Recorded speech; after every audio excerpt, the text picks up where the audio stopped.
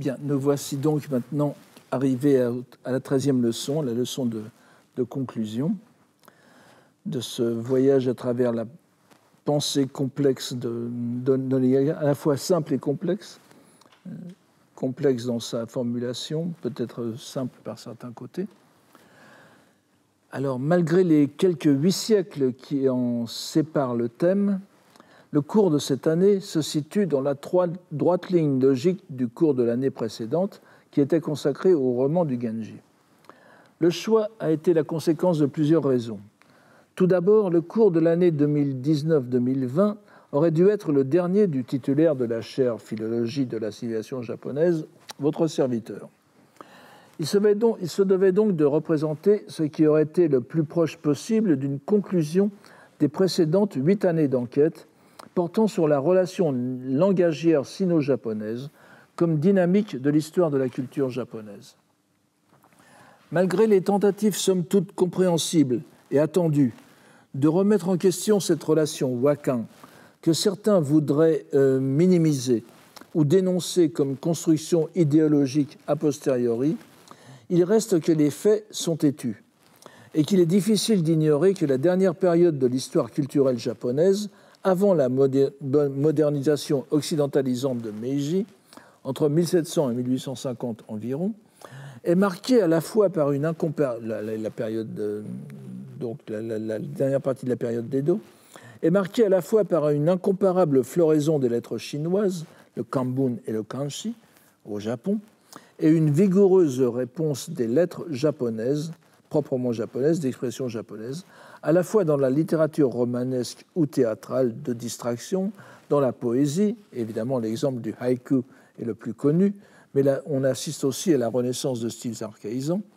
Et c'est dire que le dernier âge du développement, pour ainsi dire, indépendant, au moins dans des conditions d'interaction considérablement réduites si on compare à d'autres aires culturelles, donc le développement plus ou moins indépendant en vase clos de la civilisation japonaise, loin de s'éloigner du modèle culturel qu'il avait vu naître, semblait au contraire l'intensifier plus que jamais auparavant. Et plus que jamais auparavant, la vie intellectuelle japonaise semble divisée entre ces deux orientations langagières, de façon extérieure. Comme on peut s'y attendre, les choses ne sont pas aussi simples. Et les relations entre les deux facettes de la culture japonaise de l'époque sont profondes, mais ne peuvent souvent être mises en lumière qu'après un examen qui plonge en profondeur dans les sous-bassements où wa et kan se rencontrent. C'est pourquoi le choix de l'un des plus illustres lettrés de la toute dernière fin de l'époque d'Edo apparaissait comme inévitable.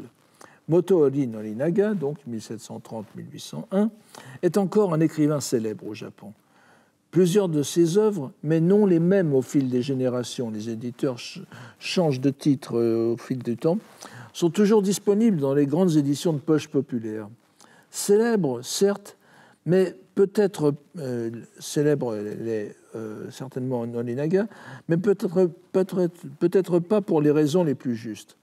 Ses admirateurs, comme ses adversaires, le louent ou le dénigrent comme l'un des promoteurs les plus ardents du nationalisme japonais et de ses conséquences désastreuses comme responsable, donc l'un des responsables pour le Japon du XXe siècle.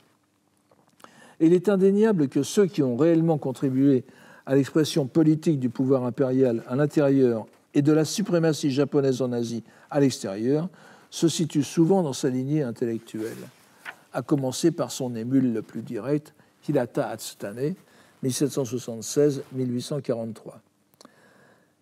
Mais en tant que le plus illustre représentant de ce que l'on appelle les études nationales, Kokugaku, Motoori Norinaga doit avant tout être considéré comme ce qu'il est véritablement, un philologue passionné, sans doute au-delà du raisonnable, qui consacra sa vie à élucider les textes anciens.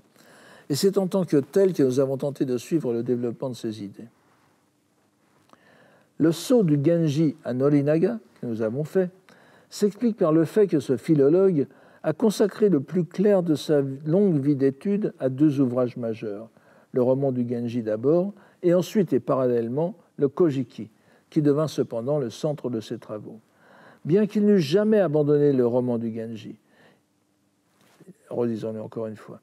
Il est cependant indéniable qu'après sa rencontre décisive avec Kamo no Mabuchi, n'est-ce pas, cette nuit mémorable où il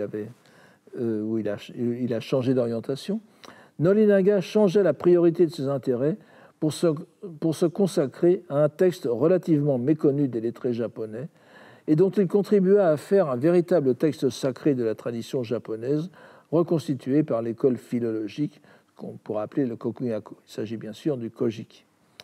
C'est ce transfert d'intérêt qu'il nous importait de comprendre. On aurait pu en effet comprendre que Norinaga, en une sorte de conversion intellectuelle, se consacra au Kojiki en renonçant désormais au Genji, considéré comme un genre littéraire frivole, mineur, trompeur en regard de la théogonie du Kojiki, qui fondait aussi la lignée impériale solaire. Mais il n'en est rien.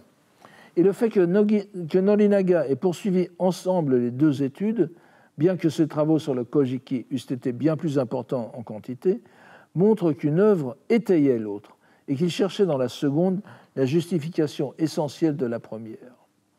Il y a donc un lien profond entre les deux. Et c'est ce qui était esquissé dans la relation qu'avait faite Kobayashi Hideo. Nous avions vu ça à la première leçon, n'est-ce pas ? Enfin, au début du cours, en tout cas, dont la biographie de Motoori Norinaga en 1977 avait été à l'origine d'une vague d'intérêt pour cet auteur, de sa rencontre avec Horikuchi Shinobu. Vous vous souvenez que Horikuchi Shinobu aurait dit à Kobayashi Shigeo, encore jeune, Horikuchi Shinobu déjà âgé, avec le jeune érudit, que pour comprendre Norinaga, enfin il l'avait dit d'un mot, Norinaga, pour comprendre Norinaga, oui, c'est le Genji, n'est-ce pas, et pas le Kojiki. Nous avons donc décidé de prendre au sérieux l'affirmation de Horikuchi, qui est en quelque sorte à l'origine de ce cours. Nous pensons avoir, au fil des lectures, graduellement mis en lumière la façon dont Norinaga fit ressortir ce qui était selon lui les caractéristiques du Genji, caractéristiques irréductibles aux influences continentales, pour en chercher la source dans la révélation du Kojiki et la tradition qui en était issue.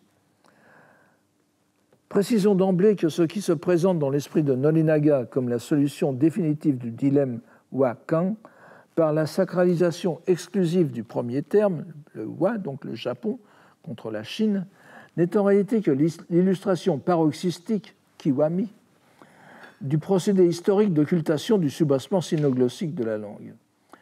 Nous pouvons sans doute présenter de la façon suivante, en une douzaine de degrés, 11 exactement, ce n'est pas conforme au plan des exposés des grandes écoles, mais je suis désolé, je pense que ce sont 11 points importants. Nous pouvons donc présenter dans cette douzaine de degrés l'enchaînement de la réflexion exégétique de notre auteur. Le premier degré sera l'opposition, donc dans le cas de l'opposition Wakan, le Yamato Damashi au Karagokoro. Entre Yamato Damashi, donc la lame japonaise, et le Karagokoro, le cœur, la mentalité chinoise. On ne sera pas surpris de constater que la démarche de Norinaga s'inscrit pleinement, entièrement dans la dialectique sino-japonaise, la relation Wakan, que nous avons définie comme le principe dynamique de l'histoire de la civilisation japonaise. Le développement de sa pensée doit se comprendre comme une tentative exacerbée de rompre ce lien ontologique en construisant la tradition d'une voie japonaise préexistante et qui n'est pas désignée comme voie. Il se fonde donc sur la dichotomie de toujours, exemplifiée à maintes reprises dans le Genji Monogatari, entre le cœur japonais, Yamato Gokoro, et le génie chinois, Karazae. On remarquera d'ailleurs qu'il emploie de façon relativement rare, Norinaga, l'expression âme japonaise, Yamato Damashi, dont il est considéré comme étant le chantre par les générations postérieures, et généralement compris comme étant une appellation plus virulente de l'âme patriotique, ce qui n'est pas du tout le cas. Les deux composés se trouvent déjà dans le Genji Monogatari, et Norinaga ne fait que suivre une antique habitude en les reprenant, semblant d'ailleurs employer plus volontiers lui-même Yamato Gokoro que Yamato Damashi, contrairement à ce qui a été fait à l'époque Meiji. Il est en revanche plus original pour l'entité antagoniste, le génie chinois, que l'on pourrait traduire aussi par le savoir-faire, le kalazae, n'est-ce pas, le savoir-faire, la technique chinoise ou la sagesse chinoise, en présentant cette opposition non pas comme une confrontation internationale, mais comme un dilemme au sein même de la culture japonaise. L'adversaire de Norinaga n'est pas en effet la Chine en tant que telle, la culture chinoise et les Chinois, mais les Japonais qui sont imbus de cette culture. Possédés qu'ils sont du Karagokodo, terme qu'il utilise à satiété pour vilipender ses patriotes et que l'on pourrait traduire, que j'ai traduit en tout cas, par mentalité chinoise. On prendra garde au fait d'ailleurs que Kokoro, dont le composé Yamato Gokodo, est le plus souvent écrit par lui avec le sinogramme, le caractère chinois Shin, n'est-ce pas, Shin en chinois, alors que dans Karagokodo, il s'agit le plus souvent du sinogramme I, le I de Ishiki, I en chinois, où l'on voit le rôle décisif chez ce puriste de la langue écrite chinoise comme glose du japonais. Il n'en est pas à ce paradoxe près. Il n'est pas non plus sans intérêt, mais cela devra être développé dans un autre cadre, en plus des remarques finales, de rappeler que Shin correspond le plus souvent au sanskrit bouddhique Chitta et I à Manas et Vijnana, les termes sanscrits qui sont derrière ces termes chinois. Malgré les apparences et sa postérité, il n'y a pas d'animosité particulière de Norinaga à l'égard des Chinois ou des Coréens en tant que tels. La seule mention que nous ayons trouvée d'une rencontre directe avec un Coréen, décrit sans ambiguïté, une mention explicite, donc, révèle une curiosité de bonne aloi entre deux personnes curieuses de leur culture réciproque. Je vous l'ai dit la dernière fois, n'est-ce pas, où manifestement Norinaga a compris un peu de travers, mais a quand même suivi ce que lui expliquait son interlocuteur coréen sur l'équivalent des lectures kun et on, que lui interprète comme une équivalente, un ordre hiérarchique. Alors ça, encore une fois, nous sommes dans la plus pure hiéroglossie, c'est-à-dire qu'il pense que les Coréens utilisent les lectures phonétiques dans un sens noble et les lectures coréennes, les lectures donc explicatives, dans un sens populaire, ce qui n'est pas le cas. Mais enfin, bon, ceci est une autre histoire. Donc la tête de turc de Norinaga, ce ne sont ni les Coréens ni les Japonais, ce sont ses compatriotes, ceux qui portent et colportent la mentalité chinoise, alors qu'ils devraient se tourner vers la voie japonaise.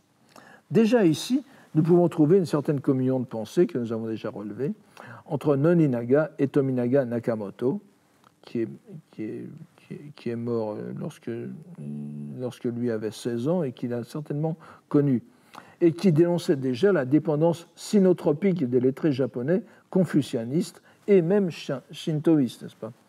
Il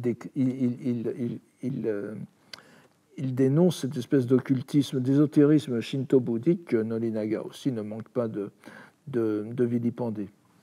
Le point de départ de la démarche de Norinaga est donc le désir de débarrasser l'esprit japonais de la mentalité chinoise pour le rendre à sa simplicité primitive. Dans sa propre quête, comme dans la démarche philologique qu'il proposera à ses disciples, la première étape sera le Genji Monogatari, ce qui nous amène à notre deuxième point. Donc, chronologiquement et méthodologiquement, le roman du Genji est une œuvre maîtresse dans l'élaboration de la vision sacramentelle, initiatique, de la langue japonaise qu'a conçue Norinaga. Nous avons vu que la première partie de sa vie intellectuelle s'est conclue en 1763 par la rédaction de son livre sur l'essentiel du roman de Murasaki Shikibu, donc le Shibun Yoryo, qui précède immédiatement son tournant méthodologique vers le Kojiki. Il est cependant resté si fidèle à ses positions de jeunesse qu'il en a inclus le texte entier de cet opuscule dans l'introduction de sa somme bien plus tardive, l'avant-dernier de ses grands ouvrages, le précieux petit peigne du Genji, Genji Monogatari Tamano Oguchi. Il a fait la même chose, vous l'avez vu, pour le Naobi no Mitama, qu'il a inclus dans le Kojikiden. Nous en avons donc lu de larges extraits de cet opuscule, car Norinaga est en général peu enclin à écrire de longs développements théoriques, préférant le plus souvent la glose philologique. et nous trouvons dans ces pages, très redondantes comme à son habitude, ce qui se rapproche le plus d'un exposé systématique de ses idées sur le livre. On se doute bien que notre propos n'était pas d'aller chercher chez Nolinaga la confirmation de nos hypothèses, que nous estimons par ailleurs suffisamment étayées sans avoir besoin de faire appel à un commentateur distant de 8 siècles. Et d'ailleurs, ce n'est pas à Nolinaga qu'il aurait fallu demander de l'aide, mais bien plutôt de comprendre comment le philologue national admirateur du roman comme monument de la langue et de l'esprit japonais parvenait à contourner les évidentes influences continentales du Genji, tant chinoises que bouddhiques. Il fallait aussi comprendre comment cette étape préliminaire préparait le passage au Kojiki. Chacun sait que Nolinaga eut un rôle décisif dans l'interprétation du Genji au Japon d'abord, puis hors du Japon, lorsque l'œuvre connut une diffusion mondiale, en établissant comme principe moteur de la narration, principe à la fois psychologique et esthétique, le mono no aware, l'empathie. Ici encore, comme pour le Yamato Gokoro et le Yamato Damashi, Nolinaga reprend un terme déjà bien attesté depuis le Moyen-Âge et défini de longue date comme l'essentiel de la poésie, ainsi que le dit ce poème de Shunzei du XIIe siècle que nous citons pour la troisième fois. « Sans l'amour, le cœur humain n'existerait point. C'est par lui aussi que nous connaissons l'empathie. » Diversement traduite autrefois par poignance des choses, mélancolie des choses, puis émotion des choses, il est sans doute mieux exprimé par la traduction actuelle, ce terme de mono no aware est sans doute mieux exprimé par la tradition actuellement plus courante d'empathie. Je voudrais aussi parler dans un article de Michele Marra, qui est malheureusement décédé maintenant, dans un article que je citerai plus bas, il glose mono no aware comme intersubjective model of communication, un modèle intersubjectif de communication, ce qui est difficile à mettre dans un poème, mais qui est une définition tout à fait pertinente et qui correspond bien à la lecture que nous en avons faite, n'est-ce pas? Donc, cette traduction plus courante d'empathie correspond bien à ce mono no aware, à condition d'avoir à l'esprit l'étymologie grecque originelle empatheia, où le préfixe implique un mouvement dirigé vers l'intérieur d'un objet et bien rendu par l'allemand Einfühlung.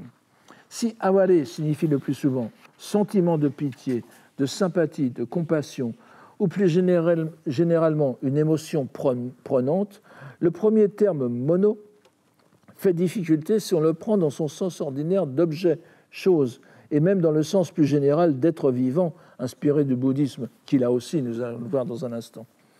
Les pages que consacre Nolinaga à ce terme nous invitent à prendre mono dans un sens assez différent, non pas chose ni être, même objet comme dans complément d'objet, au sens grammatical donc, qui en fait une sorte de directionnel, de signe du transitif, indiquant que l'action se porte sur quelque chose que l'on peut prédiquer. Ce n'est qu'en tenant compte de ce sens grammaticalisé de mono que l'on peut comprendre le sens dans lequel Nolinaga l'a employé et qui lui a permis d'esquisser une véritable théorie du roman d'abord et de la création littéraire en général. Mono no aware nomme en premier lieu l'empathie de la romancière à l'égard de ses personnages. Elle décrit cette empathie qu'elle éprouve elle-même, je parle de Murasaki Shikibu, n'est-ce pas, comme étant l'empathie entre les personnages de son roman. C'est bien elle qui la projette ainsi dans sa création et la condense dans les poèmes qui soulignent leurs sentiments. Par là, elle communique cette empathie au lecteur, qui participe donc à la fois des sentiments des personnages et de la romancière. Il s'agit donc d'un lien essentiel qui relie l'imaginaire de la narration à la réalité, le roman et la vie. Nous voyons donc que Nolinaga, en mettant le mono no aware, l'empathie, au centre du Genji et des préoccupations de la romancière, trouve ainsi le moyen d'évacuer de l'œuvre toute intention morale, ce qui est en définitive son intention profonde et ce sur quoi il revient souvent.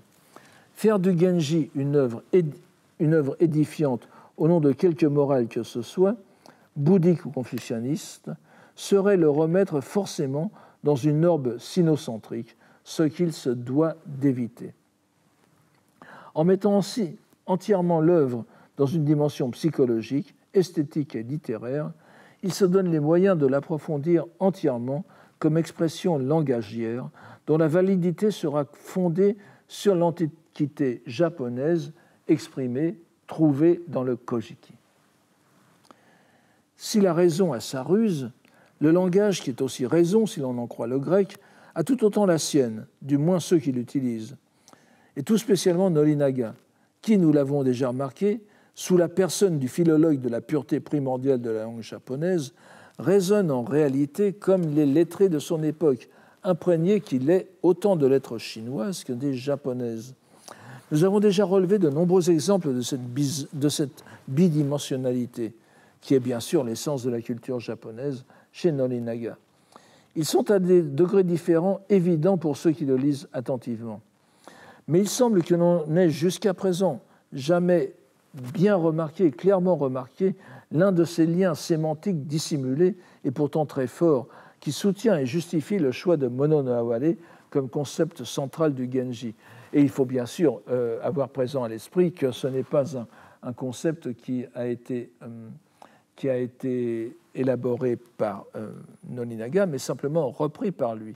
C'est-à-dire que le fait que le bouddhisme n'y soit pas présent dans sa pensée n'indique nullement qu'il n'ait été présent à l'origine chez les gens qui les disaient, en particulier Shunzei. Nous avons vu Mono no Aware. Shunzei était moine bouddhique. Il était pétri de dogmatique Tendai. Je ne reviens pas là-dessus, nous en avons parlé en son heure lors du cours sur les poèmes bouddhiques dans les corpus, dans les anthologies impériales japonaises. Shunzei est un moine, en tout cas un dogmaticien, un scolastique du Tendai, et c'est dans ce sens qu'il faut voir. Donc, lorsque Shunzei emploie Mono no Aware, il a bien à l'esprit ce que nous allons dire.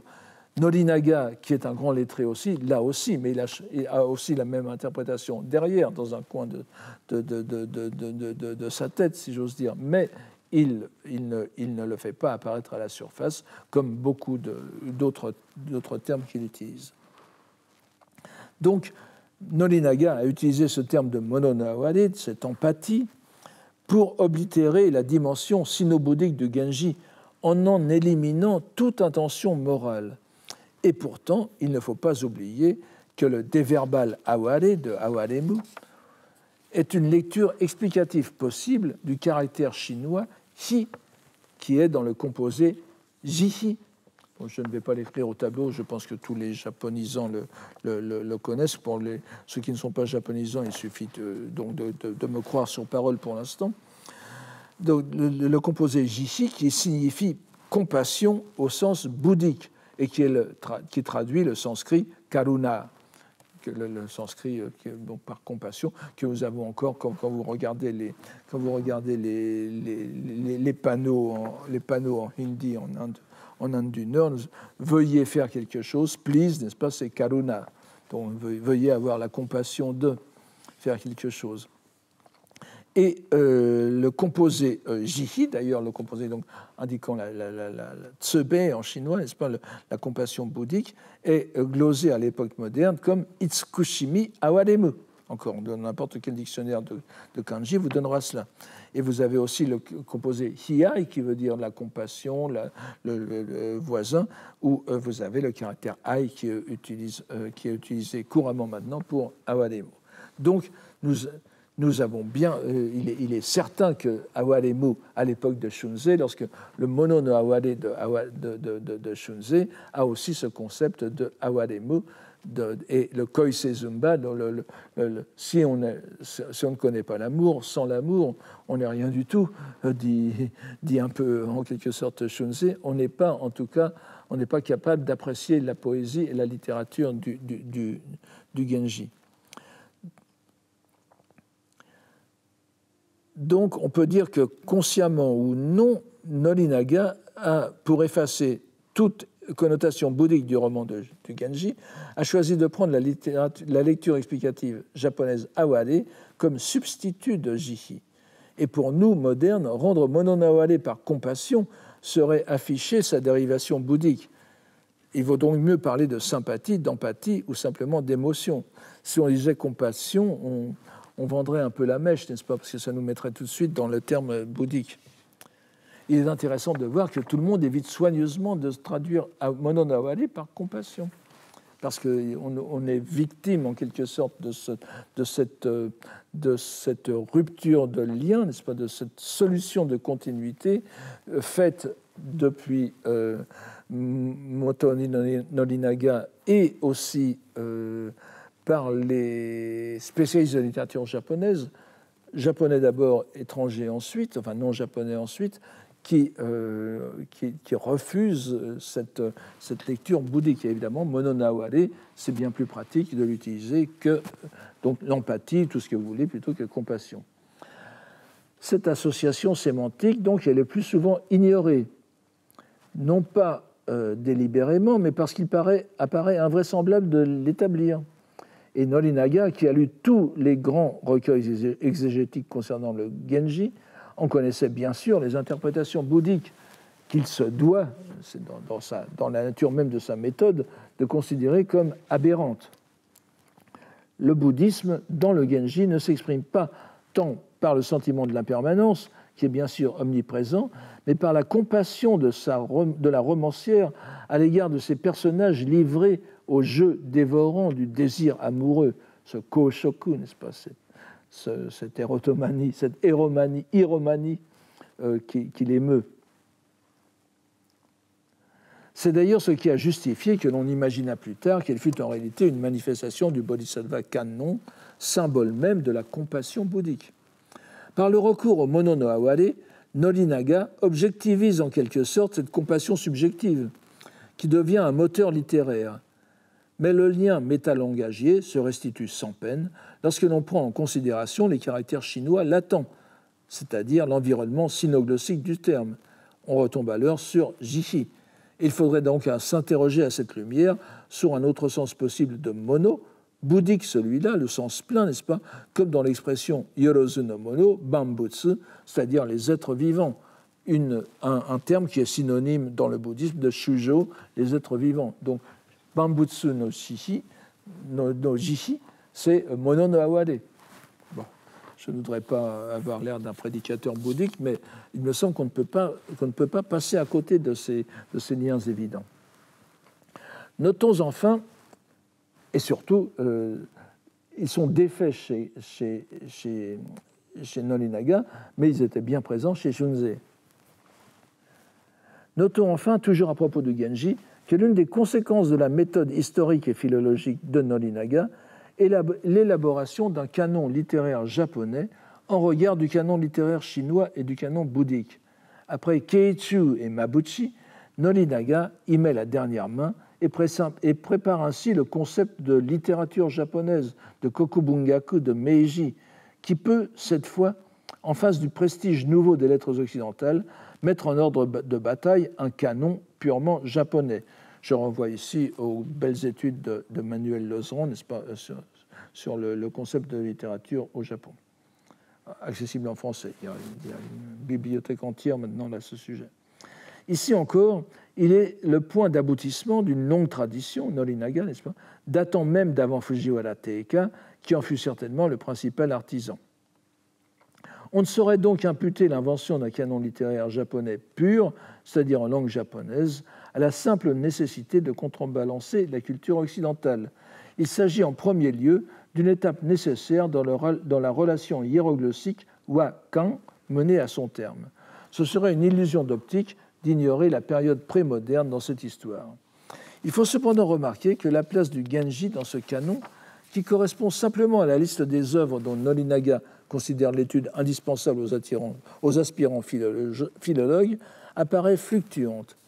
Il semble que dans les dernières années, il ne l'ait placé que dans l'ensemble des monogatari, bien que là même, certaines remarques invitent l'étudiant à lui accorder une attention toute particulière en le lisant jour et nuit. C'est cependant l'importance objective des travaux qu'il lui a consacrés qui nous permet de dire que le roman n'est second qu'à la dyade formée par le Kojiki et le Nihon Shoki.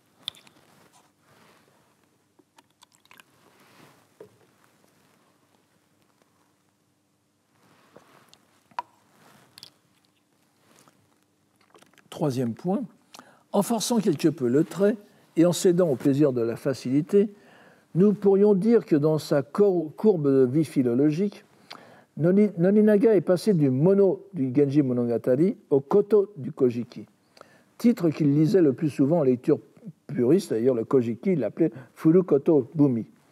Nous le voyons d'ailleurs remplacé dans le titre de l'un de ses ouvrages, Mono par Koto. Enfin, je ne peux pas insister là-dessus. La comparaison des deux termes mono et koto étant presque un parcours obligé de la réflexion philologique japonaise moderne, aussi bien au Japon qu'hors du Japon, il sera impossible de la résumer ici. Disons seulement que si on a généralement bien conscience de ce que koto puisse signifier mot et chose, alors que mono désigne plus spécialement l'objet concret, on a tendance à laisser de côté des nuances importantes. En particulier que koto signifie événement aussi bien que chose, et également le fait, il signifie aussi le fait, voire le concept, mais jamais la chose au sens concret que l'on prête le plus souvent à mono, ce qui est souvent, mais non toujours vrai pour mono.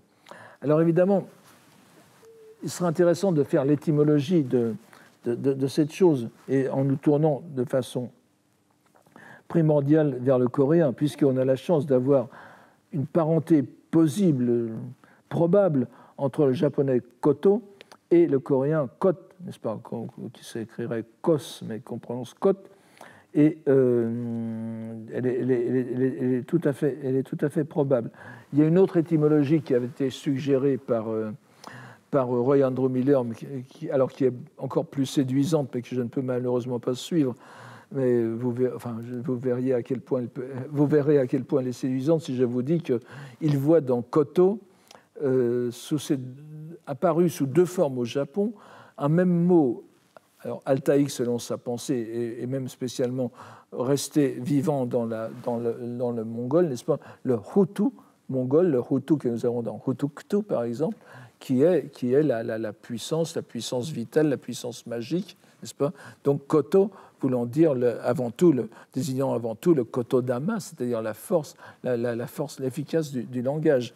Et il va même jusqu'à dire que le mot a été importé par deux fois au Japon, une première fois sous la forme antique, archaïque de koto, une deuxième fois sous la forme plus moderne de hoto dans hotoke. N'est-ce pas? Donc nous aurions un lien entre koto et Bouddha, ce qui bien sûr m'enchante, mais malheureusement je dois ne pas céder à la tentation.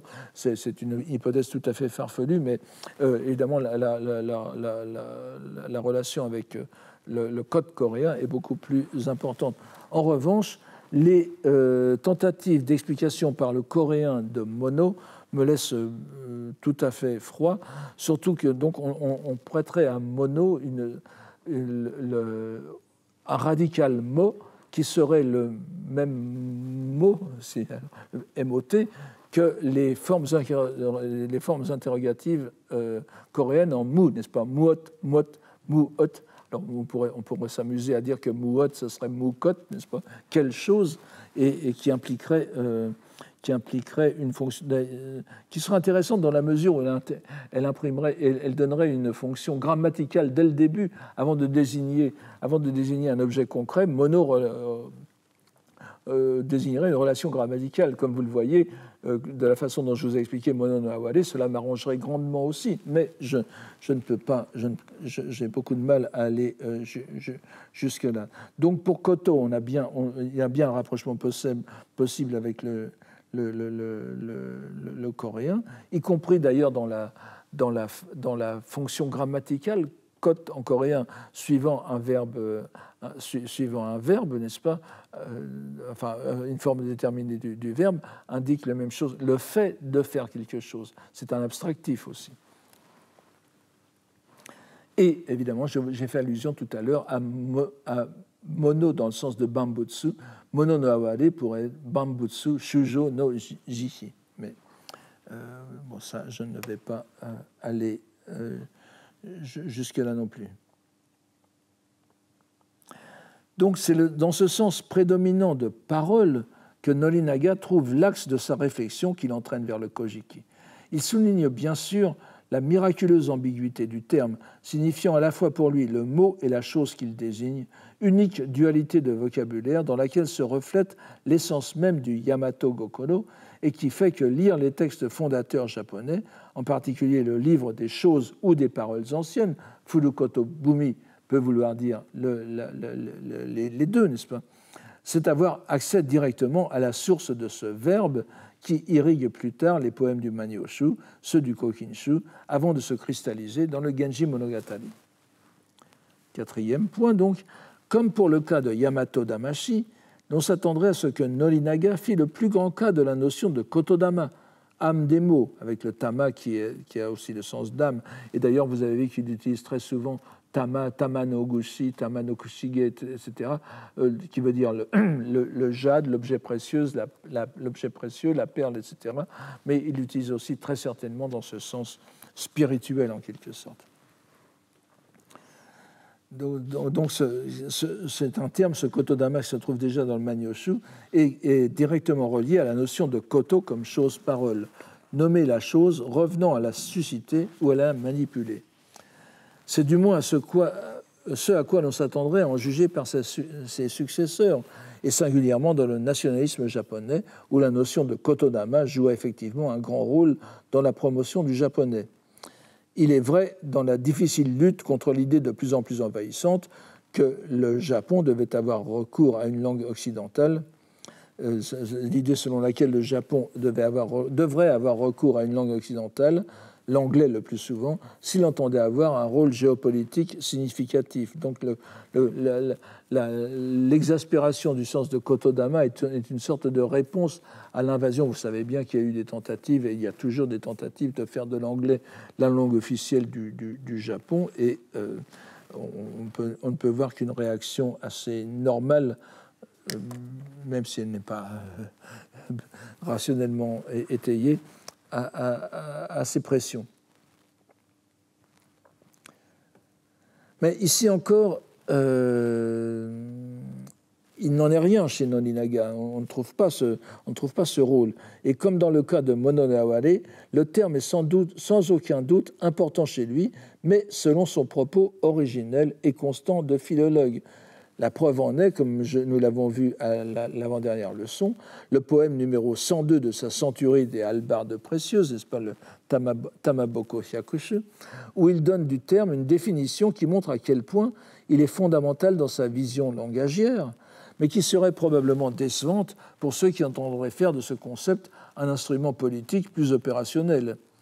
Je répète ce poème. « Les pensées qui nous tourmentent, mises en poème, s'apaisent, en preuve certaine de l'heureuse efficace de l'esprit de la parole. » Dans cette pièce qui condense quelques-uns des termes clés du locus classicus concernant le kotodama et qui figure dans le Manyoshu, Norinaga lui donne son vrai sens et sa vraie portée selon le philologue invétéré qu'il est.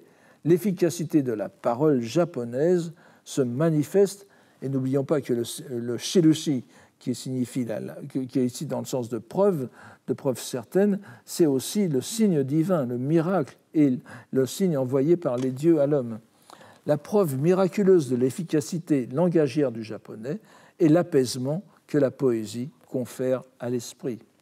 On est très loin du militarisme japonais, n'est-ce pas, qui a eu recours à quelques idées de Norinaga. Ce disant, Norinaga ne fait rien d'autre que de répéter de façon plus ramassée le début de la préface japonaise du Kokin Wakashu de Kin no Tsurayuki. On est encore une fois dans cette parfaite continuité japonaise dès le début de parallélisme du chinois et du japonais, et le japonais apportant pour les Japonais une efficacité esthétique en quelque sorte. On imagine que ce n'est pas de cette façon que les turiféraires du kotodama voudraient voir exalter ce concept. Mais Norinaga est fidèle à lui-même. Le kotodama est le support du mono-naware, une expression littéraire qui permet de communiquer au lecteur l'émotion du texte et par là même de purifier leur cœur, puisque la mise en parole permet d'en équilibrer les mouvements désordonnés. Un cinquième point, donc, dans le sillage de koto apparaît un autre terme fondamental pour Norinaga, un terme que l'on est trop habitué à considérer en soi sans tenir compte de sa généalogie, le terme de makoto, le vrai et le réel, mais aussi le sincère et le loyal, qualifiant l'existence et la morale. Nous avons vu dans le cours sur le Genji que l'interrogation principale des bons moines qui exécutèrent l'office pour le salut de Dame Murasaki dans le no Genji Kuyo, l'offrande au Genji, était de savoir si l'histoire était ou non réelle, vraie, makoto, si elle concernait des personnages ayant réellement existé.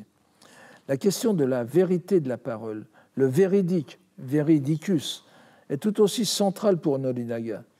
Mais ici encore, il y répond par la théorie au sens de contemplation, littéraire, en se fondant sur l'étymologie. Et n'oubliez pas qu'en latin, étymologie, c'est veriloquium, ce qui dit le vrai, traduction littérale du grec, se fondant sur l'étymologie ou l'analyse de Makoto, parole vraie. La vérité du roman repose sur son usage de la langue japonaise qui véhicule le vrai, et la vérité du verbe est celle du roman, monogatari. Il réside dans l'intention profonde, originelle, le hon-i de la romancière, maîtresse de la parole. Hijiri, la religieuse thaumaturge. Mais cette véridicité du roman a un support bien plus fondamental, qui est la véridicité des livres saints, Mifumi, à commencer par le Furukotobumi, le Kojiki. Si Makoto peut signifier aussi bien fait réel que parole vraie, cette distinction ne se fait que dans les langues autres que le japonais. À l'intérieur de cette langue, les deux sens sont indissociables, la parole et le fait qu'elle exprime. Mais encore une fois, cette réalité n'est que littéraire et les conséquences morales qu'elle implique dans la conduite humaine ne sortira pas de cette dimension. Et on voit aussi à quel point est importante la mythologie qui est véhiculée par le Kojiki, une parole de vérité qui fait que cette généalogie des dieux devient vraie dans le fait même qu'elle constitue la voie, Makoto no Michi, la voie véritable qui est celle de la conduite japonaise, la conduite inconsciente, naturelle, onozukara, n'est-ce pas, comme il est dit plusieurs reprises, kamunagara, la conduite divine en quelque sorte, conforme au Dieu du japonais. Mais par quoi sixième point, mais par quoi cette parole vraie, originale et primordiale est-elle portée au fil des générations depuis la création du monde, et même avant celle-ci? C'est le rôle de la voix, Michi. Il plaisante de voir Norinaga reconnaître à demi-mot, non sans quelques réticences, que ceux qui soulignent la ressemblance entre son idée de la voix et ce qu'en dit ou n'en dit pas Lao Tzu dans le Tao Te Ching n'ont peut-être pas tout à fait tort. Il attribue cela au hasard. Dans les montagnes de livres écrits de par le monde, il est inévitable que certains esprits se rencontrent. Mais il n'y a pas pour autant d'influence de l'un sur l'autre. Lao Tzu n'a pas influencé Norinaga, mais dans l'idée de Norinaga, c'est lui qui n'aurait pas influencé Lao Tzu, sans doute.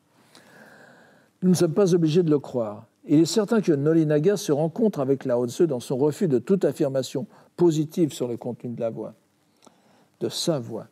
Il invoque pour cet apophatisme le célèbre vers du Manyoshu sur le Kotodama, où le Japon est décrit comme le pays où l'on n'élève pas la voix, Kotoage Senu. Nous l'avons dit la dernière fois aussi. Là encore, il réinterprète à sa convenance les termes les plus polis par la tradition, car sa définition en creux de la voix se fait en délimitant les contours extérieurs, ce qu'elle n'est pas. La voix n'a rien à voir avec les voix chinoises, continentales, qui incluent bien sûr le bouddhisme. Ce sont des doctrines marquées par l'artifice rhétorique qu'il appelle le plus souvent sakashira. Elles sont marquées par la diversité qu'il décrit ironiquement par l'adjectif formé par le redoublement du mot voix, michi, michishi, et que nous traduisons ici par académisme, comme dans l'expression michi, michishiki, tokigoto.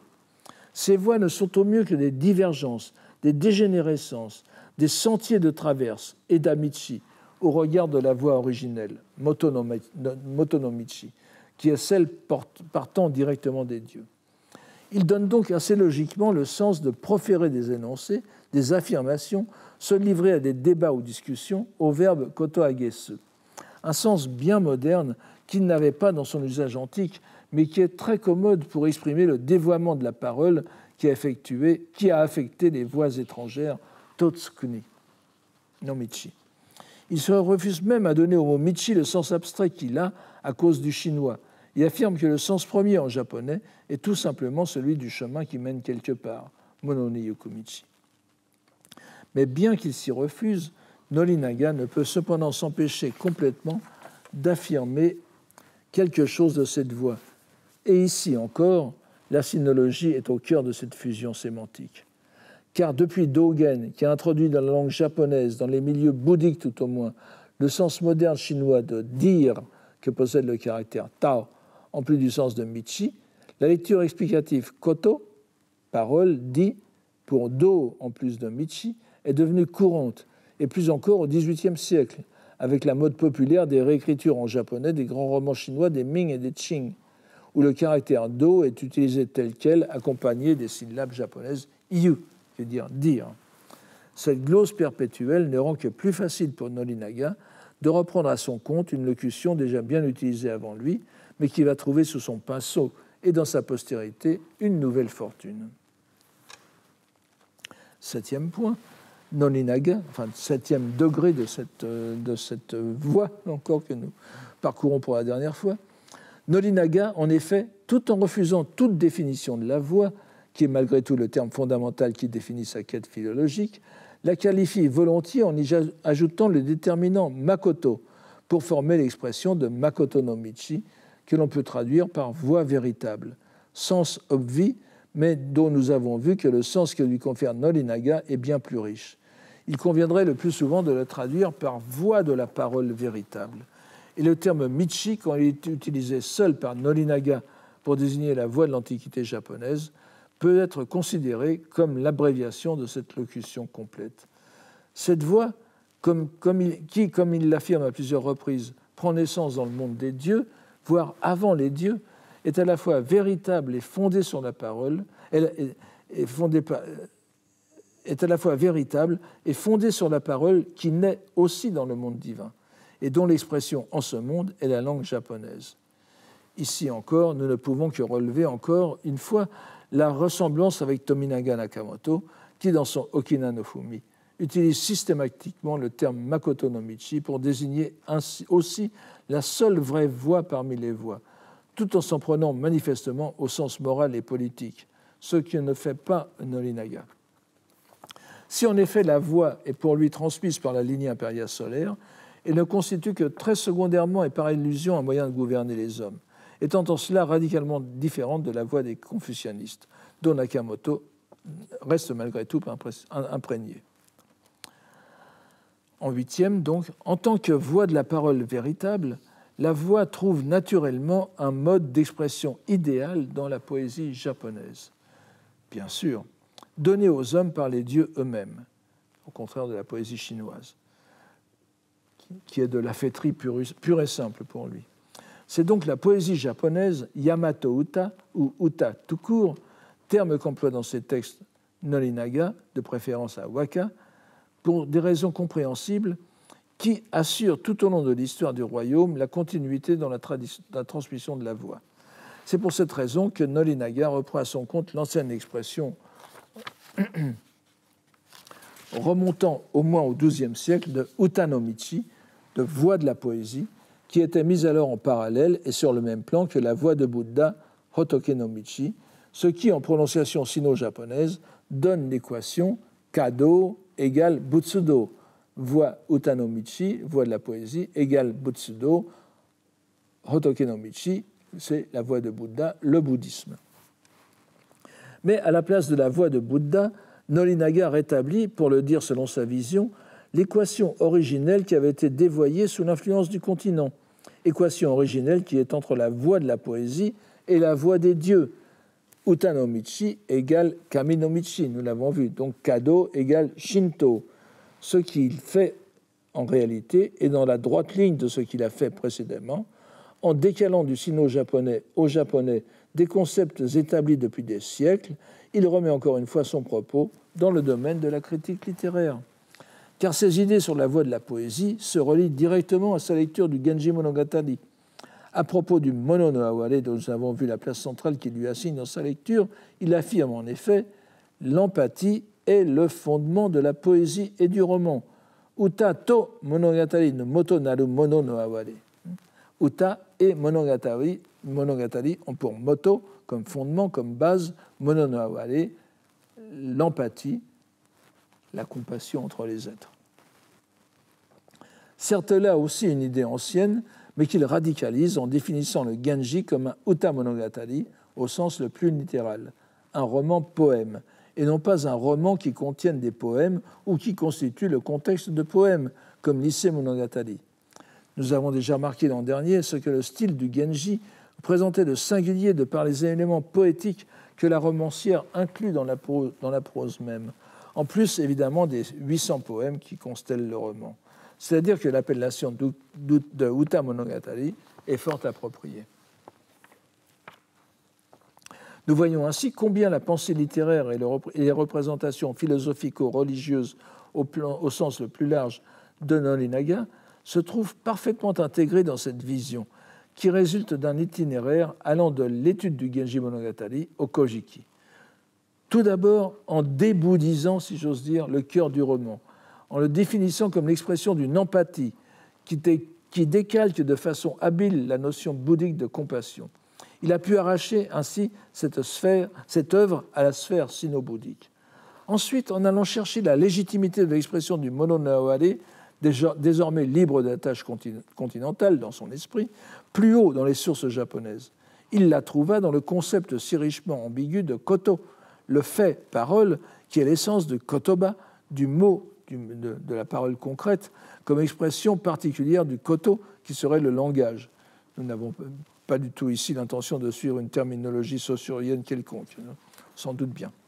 Donc le kotoba, c'est cette parole réalisée, dont la nuance phénoménale, comme opposée à l'essence, est précisée dans la métaphore poétique koto no ha, feuille du langage. Nous ne pouvons que renvoyer à nos cours précédents. Enchâssé dans l'expression makoto, donc vérité du langage, la parole, le verbe, pourrions-nous aller jusqu'à dire, ne fait qu'un avec la voix, qui ne sera pas précisé autrement, mais qui se trouve en tant que tel exprimé au mieux dans le poème, et donc dans le Genji, qui est le modèle du Uta Monogatari, du roman-poème.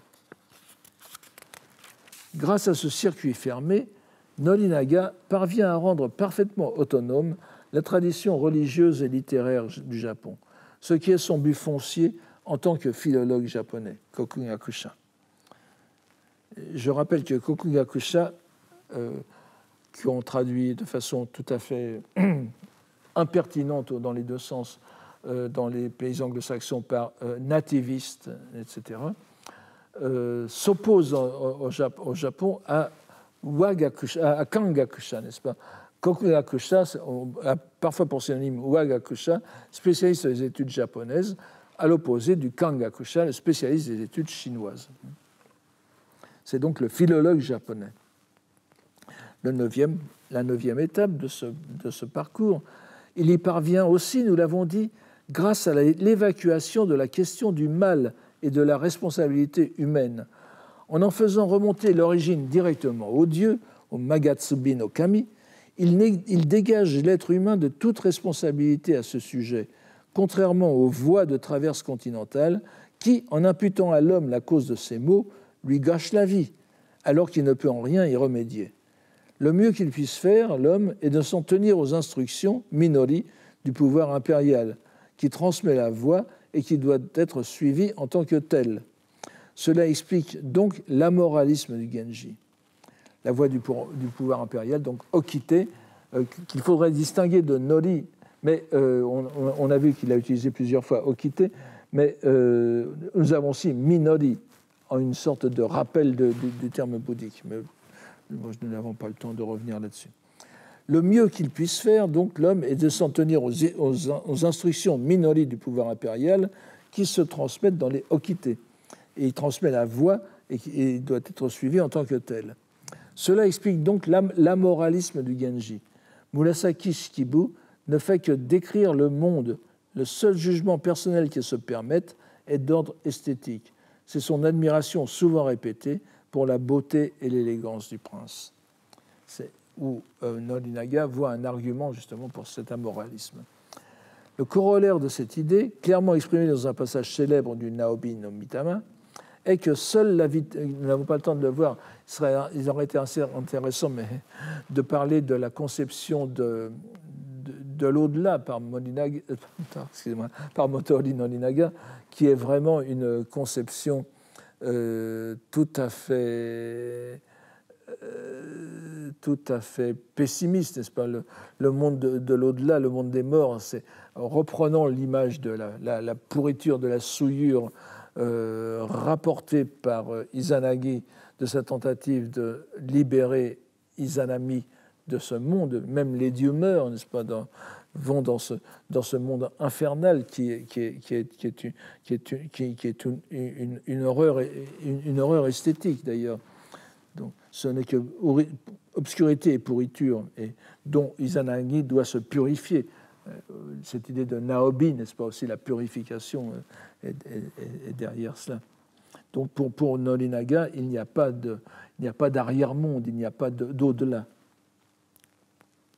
Et donc, on n'a pas à s'occuper d'améliorer son sort post-mortem, comme ce qui préoccupe tant les bouddhistes et les personnes de quelques autres religions, n'est-ce pas?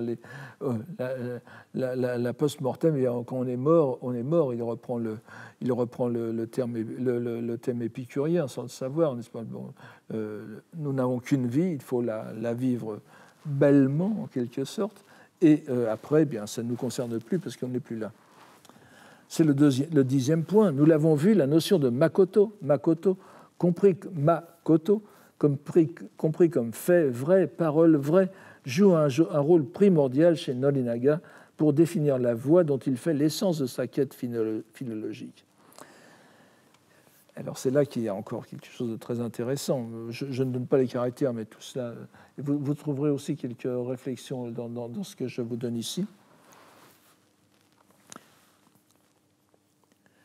Il note ce terme dans sinogramme donc de deux façons, selon qu'il veuille mettre l'accent sur l'un ou l'autre des deux sens. Le vrai événement, l'événement vrai, makoto, qui s'écrirait donc avec shinji, shin voulant dire vrai, et ji, le ji de jijitsu, qui veut dire la chose ou l'événement, ou bien il l'écrit parfois avec shin makoto et le caractère sino-japonais gen, qu'on peut dire aussi gon, n'est-ce pas, qui veut dire iyu et qui veut dire aussi la parole, qu'il lit très souvent koto. Donc makoto peut s'écrire aussi shingen, et qu'on lirait dans le bouddhisme, et que tout japonais, même maintenant, lirait avant tout shingon, n'est-ce pas? C'est-à-dire, donc vous voyez très bien où je vais en venir, n'est-ce pas? Il n'échappe bien sûr à personne que la seconde graphie est identique à celle de shingon, traduction sino-japonaise du sanskrit mantra, souvent confondue avec dharani, et selon une logique langagière développée par Norinaga, dont nous pensons avoir mis en lumière de nombreux exemples en raison de l'influence qu'exerça sur lui Keiichu, moine de l'école Shingon, qui étudia aussi en philologue des formules sanskrites utilisées en liturgie. C'est Keiichu qui, le premier, utilise l'expression magokoro et makoto, donc en lettres, qu'il écrit en lettres en syllabes japonaises, en kana, mais qu'il glose ensuite en shinjin, shingon, en sinogramme. C'est-à-dire, chez Keiichu, c'est évident, bien sûr, qu'il a le terme de shingon derrière la tête. Et ça fait d'ailleurs deux composés bouddhiques, shinjin, le vrai état mental, le vrai manas, et la vraie parole. Alors, Michele Emara, encore lui, je pense que voilà, oui, il utilise le mot nativiste qui est fort malheureux, mais enfin,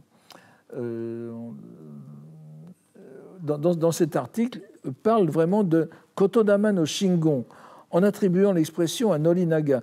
Je ne trouve pas explicitement le terme Shingon. Bien sûr, c'est du Makoto, mais est-ce que Norinaga lui-même le lirait Shingon? Ça serait trop beau, n'est-ce pas? Je n'aurais même pas la peine de me fatiguer à essayer de vous le démontrer, parce que donc l'arrière-plan bouddhique de Shingon Si on regarde la généalogie de méthode de Nolinaga, elle est évidente. Si on regarde le développement, comme j'essaie de vous le décrire pas à pas, de la pensée de Nolinaga unifiant les deux kotos dans son enquête, c'est évident. Il manque quand même l'expression définitive, l'identité définitive, mais vous voyez, elle est en filigrane. Et Michele Marra a été encore plus rapidement et presque sans insister dessus, ce qui est très amusant, enfin, dans cette identité. Donc, en tout cas, nous ne pouvons qu'être intrigués par cette superposition des deux dimensions, compréhensible chez Keiichi, mais beaucoup plus étonnante chez Nolinaga, qui repousse en principe toute influence sino-bouddhique.